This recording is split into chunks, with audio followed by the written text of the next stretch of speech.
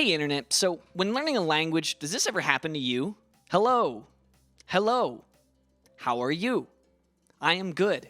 How are you? I am good. How are you? I am good. How are you? I am good. How are you? You feel me? It kind of feels like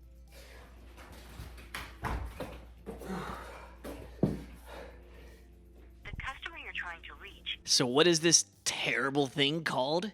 It is the infamous language plateau.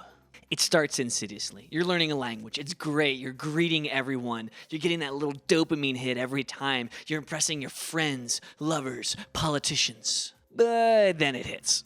So you realize that beyond the pleasantries, you're not really saying much. You can't really fully express yourself, and it's frustrating. And then you're not sure if the word for onion is the word for onion, and you're wondering if maybe the word for onion is actually the word for mother-in-law, and you really regret talking about how much you dislike onions. I get it. I've been there. In fact, every language learner has. It's almost inevitable. At some point, you're going to hit this language plateau. So the question then is, how do we get around it? I got a few things that work for me. First and foremost, pick a specific topic to start studying, right?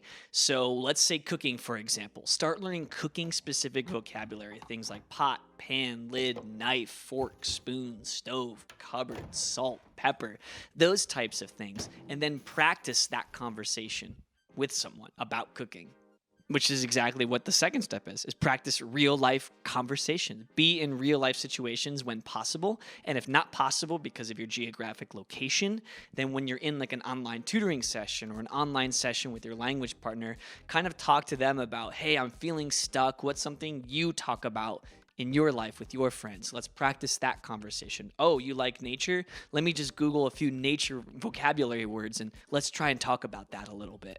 Thirdly, switch up your routine. If you're always listening to a specific podcast or watching specific videos, find a new one. Look up different music. Find something different that you haven't tried before and see if that sticks and kickstarts that excitement again. Number 4, study filler words and slang. We use filler words all the time. Things like and as and so I was thinking. Right, I understand what you're saying.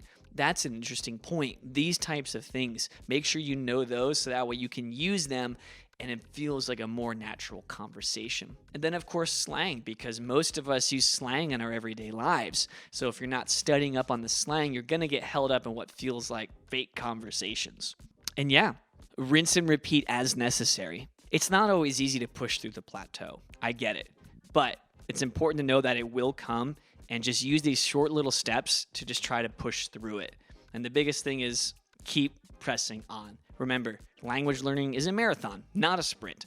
So when you get held up, when you get frustrated, when you just want to scream why, remember why you started learning a language in the first place. Go back to that visualization exercise of imagining where you are in the future when you're fluent in the language. And let that be the courage to push through the wall and to keep finding your path in language learning.